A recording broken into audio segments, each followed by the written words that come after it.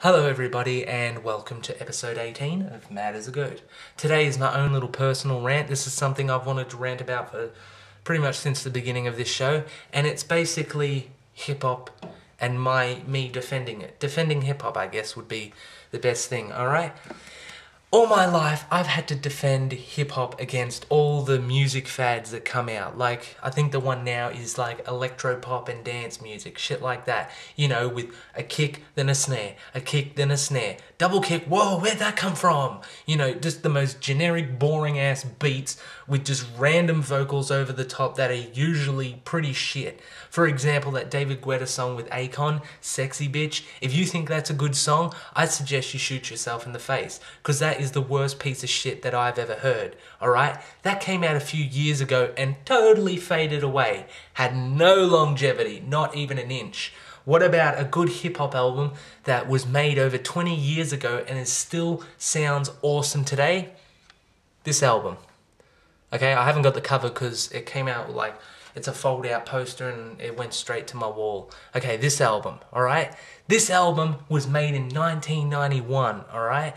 And if you play it to someone who hasn't heard it today, they'll still be shocked and they'll still learn something, okay? Unless they're totally stupid and totally missed the point of what they were trying to say in this album, right? So think about that.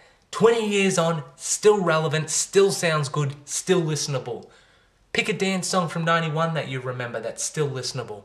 You got any? No? You don't? Yeah, because it has no longevity. It's all technology. That's all it is. It's the people who make dance music shouldn't get the credit. The computer that put it all together should get the credit. But with this, you can't deny that the people on this album put themselves in the work. Alright? Firstly, Dr.Dre, who was the producer behind the beats, he didn't get a drum machine out, no. He had turntables, and he had to find the hooks and samples in old records, and then put it all together.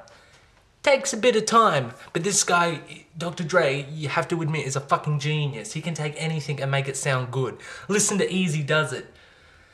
It's not the greatest song. If Dre wasn't on that, no one would know that song. I mean, the guy's a fucking genius. And this album, oh my god, it's like a documentary in audio. You will never get that from a dance song. All you get is random hooks and kicks. That's it. And a bit of like a synth chord over the top. It's a documentary, alright? When I first heard it, I was 12 years old. And as you can tell, I'm a cracker, you know, I'm a cracker from the suburbs. So I'd never heard of a world where people would just get shot in the face for no reason, where the cops would just take you out just because they suspected of you because of the color of your skin. So the first time I heard this, it blew my fucking mind. I'm like, holy crap, I bitch about the things in my life. That's got nothing on being taken down by the police for no reason or being, you know, having prejudice thrown upon you.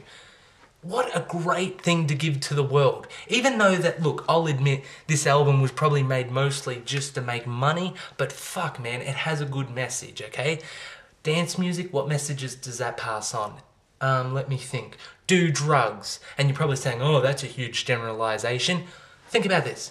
This has samples from like funk, jazz, blues, all sorts of shit. You're constantly entertained by the beat, and then on top of that, the lyrical content. So there's two tiers of entertainment that are being thrown at you constantly.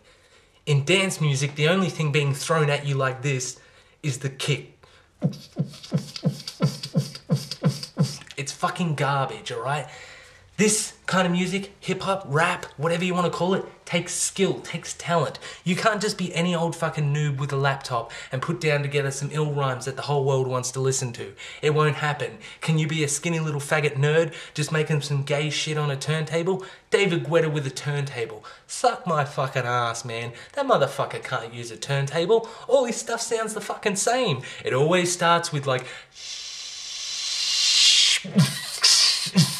It's all the fucking same.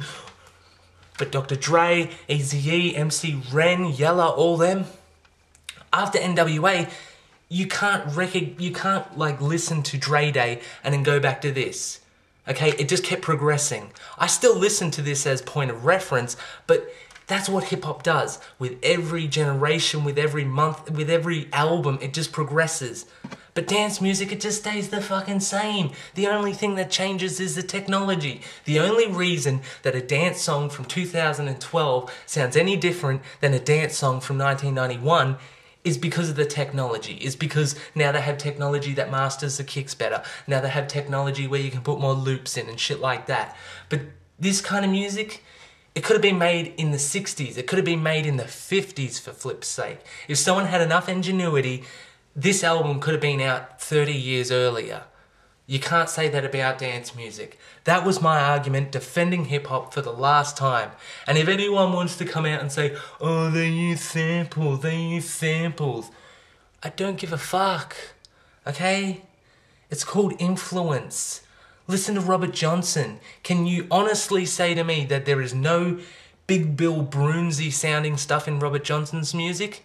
It's a type of sampling.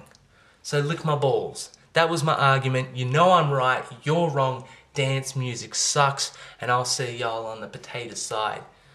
And if anyone does that West Side shit, I'm gonna fucking stab someone.